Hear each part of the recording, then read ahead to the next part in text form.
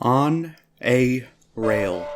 Often considered one of the worst in Half-Life, this chapter takes the player through an old decommissioned rail system in the facility. In order to set it on a rail, the chapter features a series of rail carts used to traverse much of the winding, sometimes maze-like tunnels. This is a source of frustration among fans of the game, with many considering sections of the chapter annoying, tedious, and confusing, especially on a first playthrough. It is so universally disliked that the fan-made remake of the game, Black Mesa, cut just about everything from the original and replaced it with new areas. However, I find that not only is this reputation undeserved, but On a Rail might be one of the most interesting and important chapters in the entire game.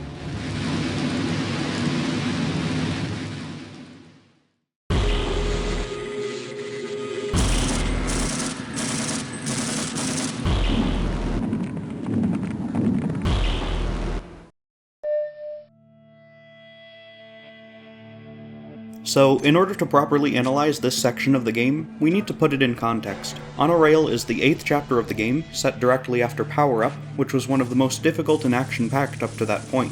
The goal is given to the player right at the start. Freeman, I've been waiting for you. One of your scientist pals said to give you a message. You're supposed to take this old rail system up to some kind of satellite delivery rocket.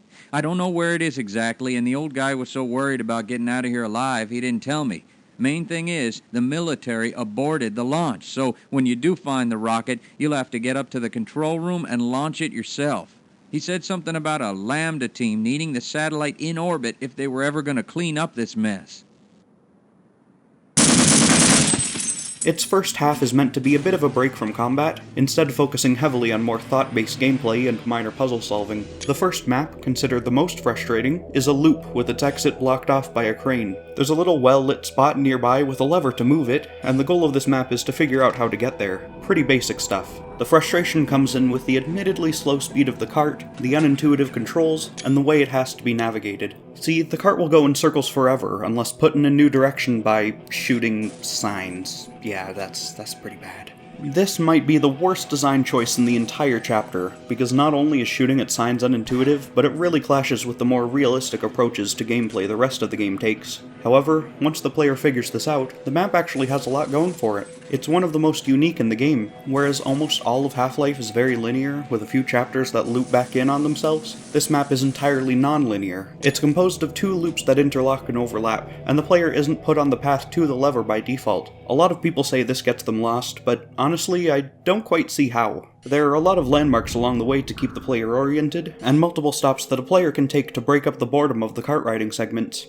The 2 possible paths are fairly straightforward, with one leading to some explosives and the other taking the player to the lever itself, and they both pass the exit. It's one of the few spots in the entire game to really challenge the player's navigational skills, and harkens back in some ways to older maze-based games, except you actually get to know what your goal is here. Oh, and the best part? If a player just really despises this map, they can skip the entire thing. It costs a bit of health and armor, but that's it. Part of the beauty of On a Rail is that the rails are completely optional. The whole chapter can be done without the cart, and sometimes doing it that way is a lot easier. Then, after the first map, the rest of the chapter is focused on action. Now that the player knows how the cart works, they've dealt with a couple enemies on it, the game really starts testing their abilities with it. Players are taken right through battles between soldiers and aliens, and get to choose which side they want to help to make cleanup easier afterward. Paths often branch between cart and on-foot areas, with extra ammo and health guarded by enemies. There are points where the cart will stop and the player needs to find out how to get them to move again, then they're left on foot and they pass by the rocket, then they're back on a cart and have to dodge lasers and fend off a few bull squids, then some guy starts shooting rockets down the tunnel and it's crazy.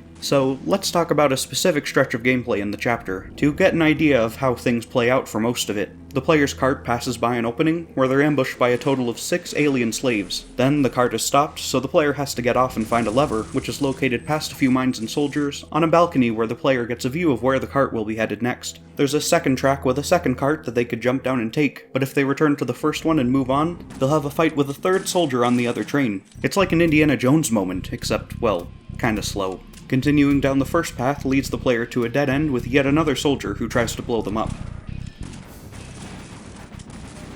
So going back to the other track, it leads to a second stop and a fairly difficult arena. There's this turret with a soldier inside who can be tricky to deal with without getting shot at, and 3 other soldiers behind crates above. The area can quickly turn chaotic, with grenades flying all over the place as both sides try to rid the world of the other. And once they're all dead, the player can flip the switch and move on with the cart, or just run past all of these places without fighting anything.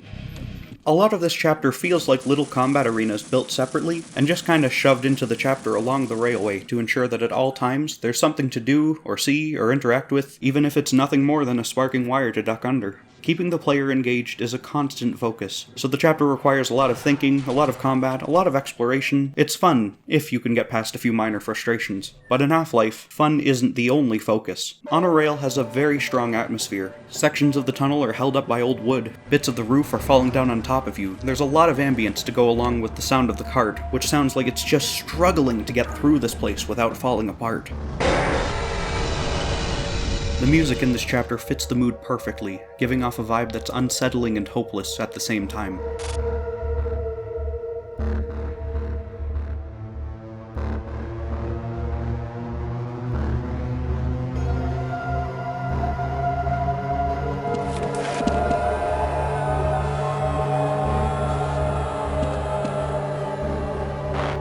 Oh yeah, also there are just these really weird screams that play now and then. Half-Life is filled with supernatural and alien activity, but this is pretty much the only thing that might be paranormal. Are there ghosts down here? Nobody knows, and nobody ever will.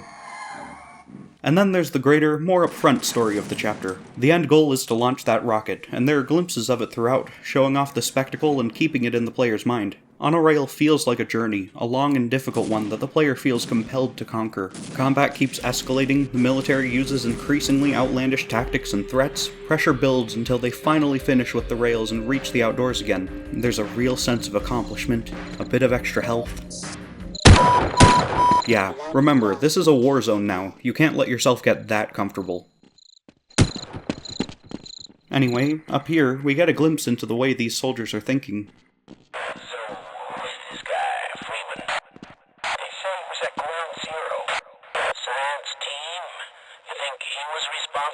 Sabotage, maybe? Yeah, maybe.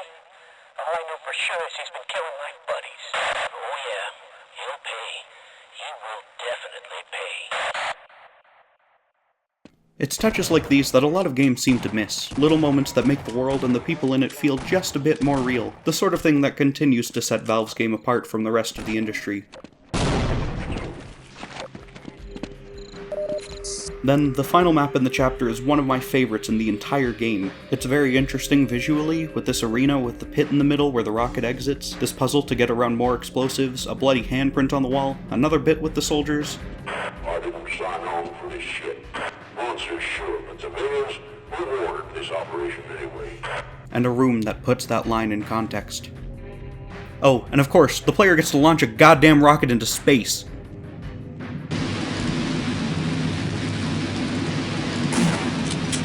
And this has greater implications to the story than they may realize at first. On top of its importance in this game, the satellite is a major plot point in the PS2 exclusive Decay expansion, and it's brought up again in Episode 2 when a different rocket is used for a similar purpose. The whole launch scene makes this one of the most memorable and important chapters in the game's storyline. So, to recap, what is On a Rail? It's a chapter that begins with a slower, thought-based section after a lot of intensity, before ramping up its own unique action to a huge, climactic ending. It's a journey that takes the player through one of the harshest areas of the facility to reach their goal. It's often subtle and atmospheric, but knows how to build to a thrilling conclusion. The motherfucking rocket launch. And lastly, it's one of my favorite parts in the entire game.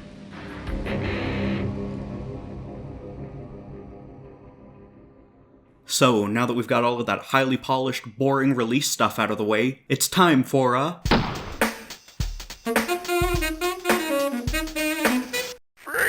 Like most of Half-Life, On a Rail went through significant changes over the course of development. Some cut enemies were to appear throughout, such as Stuka-Bats, the Human Sergeant, and the Flocking Floater. Known appearances of these were either cut entirely or replaced with Vortigaunts. The chapter may have progressed differently too, with earlier versions likely beginning in the Rocket Launch Center, where the player would have to take an elevator down below. However, the room with the elevators was later replaced with the control room we see today, which itself was lifted from a cut chapter called the Communications Center, which had other assets and areas taken taken and reworked into a Half-Life Deathmatch map, a Half-Life 2 Deathmatch map, portions of the Uplink demo, Opposing Force, Decay, and apparently featured a female scientist who would betray the player, an idea that was eventually used as a major part of Half-Life 2's storyline. This is a good time to mention that if I'm getting any of this info wrong, I apologize, and I'll add any corrections to a pinned comment down below. Half-Life pre-release information can get pretty complicated. Anyway, at some point in development, the scientists in this communication room were alive, and would open the door for Gordon to enter the launch room. This was likely a remnant from the old elevator room, and was probably cut because it didn't serve any purpose. Well, that's that. I know this was a bit shorter than usual, but I hope I got all my points across, and maybe even changed your mind on the chapter. Let me know what you thought in the comments, any feedback or suggestions, or ideas for future episodes. And if you really enjoyed it, there's a few other buttons there to click on as well, I think. I don't really know what they do, but people tell me to mention them anyway. Thank you very much for watching. I will see you up ahead.